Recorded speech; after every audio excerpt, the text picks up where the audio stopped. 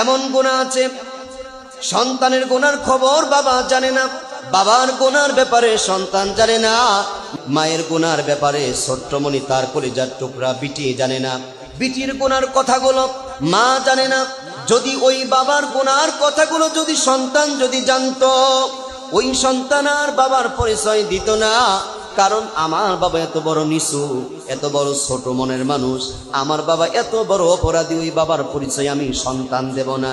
সন্তানের কথাগুলো, সন্তানের গুনার ব্যাপারেও কিন্তু পিতা জানে না। কলিজার টুকরা মেয়ে যদি মায়ের গুনার ব্যাপারে যদি জানতো, তাহলে ওই মেয়েটা মাকে মা বলে ডাক দিত না। কিন্তু সমস্ত গুনাহগুলো বলেন তো দুনিয়ার মানুষ যদি না জানে, দুনিয়ার কেউ যদি না জানে, বলেন তো দেখি কে জানে?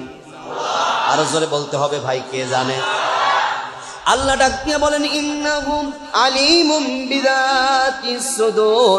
ও গোলাম, তুমি দুনিয়ার জমিনে থাকো, দিনের আলো রাতের অন্ধকারে, যেখানে থাকো না কেন, তুমি প্রকাশ্যে বলো, কাল্পনে বলো, মনে মনে বলো, যেখানেই তোমার মনে মনে যা বলো না কেন, ইশারায় বলো না কেন, এই যে চোখ দিয়ে ইশারা করেন, সমস্ত কথাগুলো, সমস্ত গুনার কথাগুলো, ভালো কথাগুলো দুনিয়ার কেউ যদি না জানে, বলেন তো কে জানে? আল্লাহ ডাক দিয়ে বলেন গোলাম, আমি রব, আমি মালিক। এ বান্দা গুনাহ করেছ, তোমার স্ত্রী জানে না, সন্তান জানে না, গ্রামবাসী জানে না, এমন পরিমাণ গুনাহ করেছ রে বান্দা।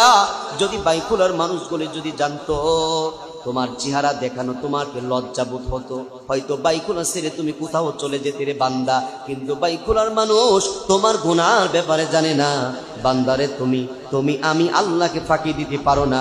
এ বান্দা, আমি আল্লাহ তোমাকে ওবাই বাড়ি জানাচ্ছি, বান্দা সব قل يا عبادي الذين أسرفوا على أنفسهم لا تقنطوا من رحمة الله إن الله يغفر الذنوب جميعا إنه هو الغفور الرحيم।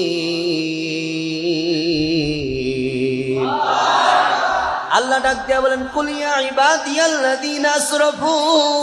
ও গোলাম, দুনিয়ার জমিনে কত গুনাহ করেছো, আমি আল্লাহ তাআলা তোমাকে ডাকছি, তোমাকে ও ভাই বাণী জানাচ্ছি রে বান্দা। ওরে বান্দা, আসলে বান্দা, আমি আল্লাহর কাছে আসো। তোমার গুনার পানি, তোমার গুনার পরিমাণ যদি দুনিয়া যদি খাল বিল নদী নালার পানি পরিমাণ হয়, আমি আল্লাহর দয়া, আমি আল্লাহর মায়া মহাসমুদ্রের পরিমাণ। তোমার গুনার পাল্লা যদি মহাসমুদ্রের পরিমাণ হয়, আমি আল্লাহর দয়া তার চেয়ে বেশি। এ বান্দা, তোমার গুনার পাল্লা যদি পাহাড় পরিমাণ হয়, আমি আল্লাহর দয়া, আমি আল্লাহর মায়া আরশ পর্যন্ত, আসমান পর্যন্ত। এই গোলাম, দুনিয়ার মধ্যে যত গুনাহ করেছ রে বান্দা, আমি আল্লাহর কাছে ফিরে আসো। গোলাম, আমি আল্লাহর কাছে মাপ চাও, আমি আল্লাহর কাছে আসো, আমি আল্লাহ তোমাকে মাফ করে দেব, মাফ করে দেব। এ দুনিয়ার মুসলমান বাবারা, একটু খেয়াল করে শুনতে হবে বাবা। আল্লাহ ডাক দিয়ে বলেন দুনিয়ার মানুষ, যদি দুনিয়ার মানুষের কাছে যদি চাইতে যাও, মানুষ একবার দেয়, দুইবার যদি চাইতে যাও, দুইবার দেয়, তিনবার যদি চাইতে যাও, তোমাকে ডাক দিয়ে বলে তোমার স্বভাব চরিত্র কি ভালো হবে না? আল্লাহ ডাক দিয়ে বলেন গোলাম, এ বান্দারা, আমি আল্লাহর কাছে যখন চাও রে বান্দা, আমি আল্লাহর কাছে যখন বলো, আমি আল্লাহকে যখন আল্লাহ বলে ডাক দাও, সকলে বলেন তো দেখি আল্লাহ। এ বাইকুলার মুসলমান বাবারা, এ বাইকুলার মুরব্বী আব্বারা, এ বাইকুলার যুবক ভাইরা, আল্লাহ এই মুহূর্তে ডাক দিয়ে বলতেছেন, যুবকেরা, এ আমার বাবারা, এ আমার মায়েরা, আল্লাহ ডাক দিয়ে বলেন বান্দা বান্দিরা রে, যখন তুমি মাহফিলে বসে, কোরআনের মাহফিলে বসে, এই যে বাইকুলা, এই যে স্বেচ্ছাসেবী সংগঠনে বসে, কোরআন হাদিসের মাহফিলে বসে যখন আমি আল্লাহকে আল্লাহ বলে ডাক দাও, এ বান্দা, দুনিয়ার মানুষের কাছে বারবার চাইতে গেলে দুনিয়ার মানুষ বলে তোমার কি স্বভাব চরিত্র কি ভালো হবে না? কিন্তু আমি আল্লাহর কাছে যারা চাইতে আসে, আমি আল্লাহ উত্তর দেই। আমার বান্দা একবার যদি আল্লাহ বলে, আমি সঙ্গে সঙ্গে আমার বান্দার জবাব দেই, কন্যা সুবহানাল্লাহ। আর জোরে বলেন না সুবহানাল্লাহ, আর জোরে বলেন না আল্লাহু আকবার। গলার আওয়াজ উঁচু করে বলেন না আল্লাহু আকবার। এর জন্য আমার প্রিয় ভাইরা, আমরা দুনিয়ায় থাকবো না, আমরা চলে যাব, আমরা কবরে যাব, আমরা দুনিয়ার জমিন থেকে চলে যাব। আপনার জীবনে যদি গুনাহ বোঝা যদি নিয়ে কবরের মধ্যে যান, বলেন ওই জান্নাত পবিত্র না অপবিত্র? সবাই আওয়াজ দিয়ে বলেন, জান্নাত পবিত্র না অপবিত্র? পবিত্র জান্নাতে অপবিত্র মানুষ কি যেতে পারবে ভাই? আমি উদাহরণ দেই, এই শরীরের মধ্যে যে ময়লা, এই ময়লা নিয়ে যদি আপনি বাড়িতে আসেন, এদিকে খেয়াল করেন, যখন বাড়িতে আসবেন, আসার পরে আপনার স্ত্রী বলবে, দাঁড়াও, তোমার শরীরের মধ্যে ময়লা, তুমি এই লুঙ্গি আর গামছা নিয়ে গোসল করে ঘরে ঢোকো। এই কথা বলবে কি বলবে না বলেন? আপনার শরীরের মধ্যে যদি ময়লা থাকে, কথা বলবে কি বলবে না? যদি আপনার কলিজার টুকরা বিটির ঘরের পাশে যান, তাহলে আপনার বিটিও একই কথা বলবে কি বলবে না?